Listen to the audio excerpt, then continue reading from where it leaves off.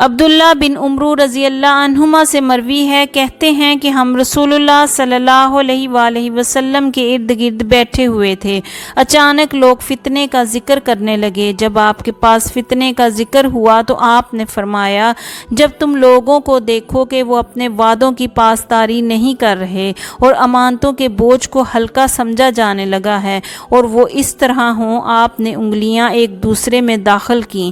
میں آپ کی طرف آیا اور آپ سے کہا، اس وقت میں کیا کروں؟ اللہ مجھے آپ پر قربان کرے۔ آپ نے فرمایا، اپنے گھر کو لازم کر لو، اپنی زبان روکے رکھو، نیکی کو اختیار کرو اور برائی کو چھوڑ دو، اپنا خاص معاملہ ضروری سمجھو اور عام لوگوں کے معاملات چھوڑ دو۔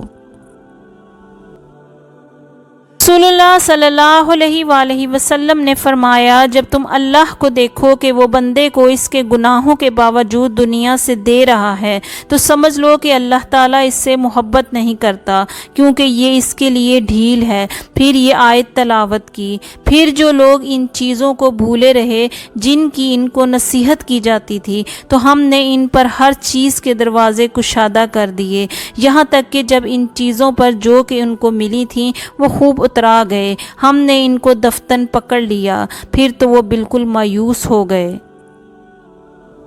رسول اللہ صلی اللہ علیہ وآلہ وسلم نے فرمایا، اللہ تعالیٰ اپنے بندے کو مال دے کر آزماتا ہے۔ جو شخص اپنے لیے اللہ کی تقسیم پر راضی ہو جائے تو اللہ تعالیٰ اس کے لیے اس مال میں برکت فرما دیتا ہے اور کشادگی کر دیتا ہے، اور جو شخص راضی نہیں ہوتا اس کے لیے اس کے مال میں برکت نہیں دی جاتی۔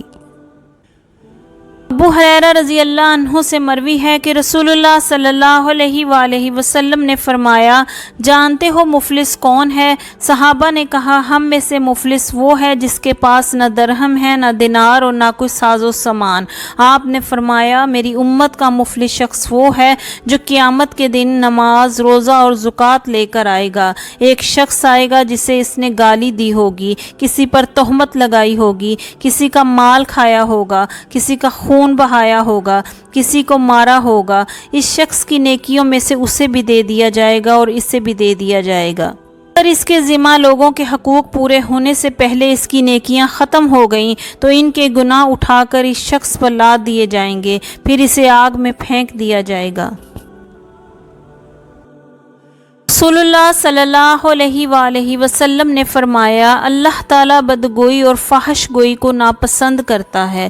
اس ذات کی قسم جس کے ہاتھ میں میری جان ہے، قیامت اس وقت تک قائم نہیں ہوگی جب تک امین کو خائن نہ سمجھا جائے اور خائن کو امین نہ سمجھا جانے لگے، اور فحش گوئی، بدگوئی، قطع رحمی اور برے پڑوسیوں کی اکثریت نہ ہو جائے۔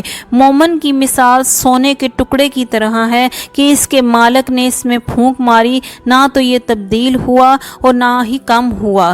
اس ذات کی قسم جس کے ہاتھ میں محمد صلی اللہ علیہ وآلہ وسلم کی جان ہے، مومن کی مثال کھجور کے درخت کی طرح ہے جو صاف خوراک حاصل کرتا ہے اور پاکیزہ پھل دیتا ہے، اگر زمین پر گر بھی جائے تو خراب نہیں ہوتا اور نہ ہی ٹوٹتا ہے۔ سہل بن ابی حسمہ سے مروی ہے، انہوں نے کہا کہ میں نے نبی صلی اللہ علیہ وآلہ وسلم سے سنا، آپ منبر پر فرما رہے تھے، 7 کبیرہ گناہوں سے بچو۔ لوگ خاموش رہے، کوئی شخص نہ بولا۔ آپ نے فرمایا، کیا تم مجھ سے ان کے بارے میں سوال نہیں کرو گے؟ اللہ کے ساتھ شرک کرنا، کسی جان کو قتل کرنا، مقابلے سے فرار ہونا، یتیم کا مال کھانا، سود کھانا، پاک دامن عورت پر تہمت لگانا اور ہجرت کے بعد واپس چلے جانا۔ رسول اللہ صلی اللہ علیہ وآلہ وسلم نے فرمایا، مجھے 6 چیزوں کی ضمانت دو، میں تمہیں جنت کی ضمانت دیتا ہوں۔ جب تم میں سے کوئی شخص بات کرے تو جھوٹ مت بولے، اور جب اس کے پاس امانت رکھی جائے تو خیانت نہ کرے، اور جب وعدہ کرے تو وعدہ خلافی نہ کرے۔ اپنی نگاہیں نیچی رکھو، اپنے ہاتھ روکے رکھو اور اپنی شرمگاہوں کی حفاظت کرو۔